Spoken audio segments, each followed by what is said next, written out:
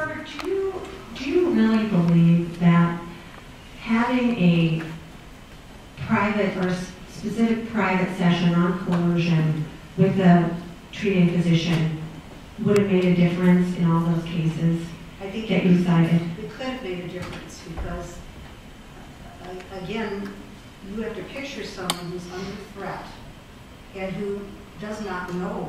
They feel they have no other choice, and they do not know that an abortion cannot be performed on them against their will. And this just is a matter of getting her more of that kind of information. Now, I think you're making this larger than it needs to be.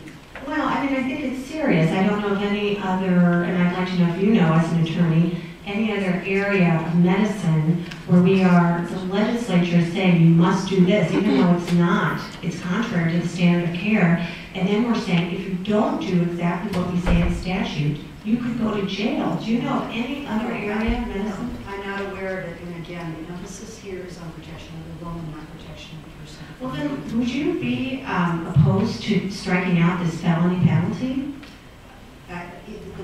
Not striking it, no. It could be looked at, but the penalty is not the most important part of this. Well, then let's get rid of it, if it's not so important. I mean, that's my answer to that. I mean, if we really want to focus on the woman, like you say, let's get rid of the penalty. You know, let's put a fine in then. But a penalty, I mean, this is for Representative Hutchinson against any laws. Well, you know, you're an influential person around here, and your opinion matters. I just became an attorney today. Yeah. Without our audio. Oh, no, that's right. It's Mary Klaver, sorry. I'm getting confused. Okay, so the other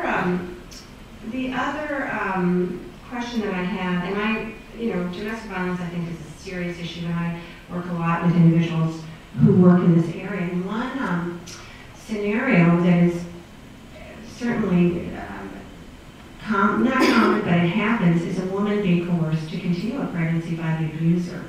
And that is because that abuser wants to continue that pattern of power and control over that person and knows, oh, if I have a child with this person, it's going to be really hard for me for her to get me out of her life.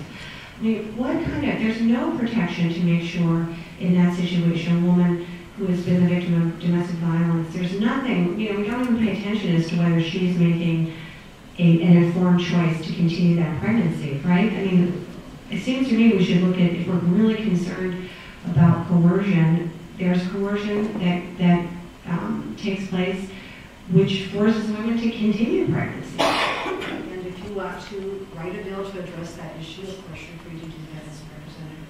This bill addresses the situation. Is that a situation that you would be interested in remedying or addressing, the issue of women who are forced to carry pregnancies because of domestic violence or any other coercive factor? Any type of coercion, I think, is very, very damaging, but this bill does not address that issue, and it's not intended to address that issue. Thank you. Okay. Thank you for your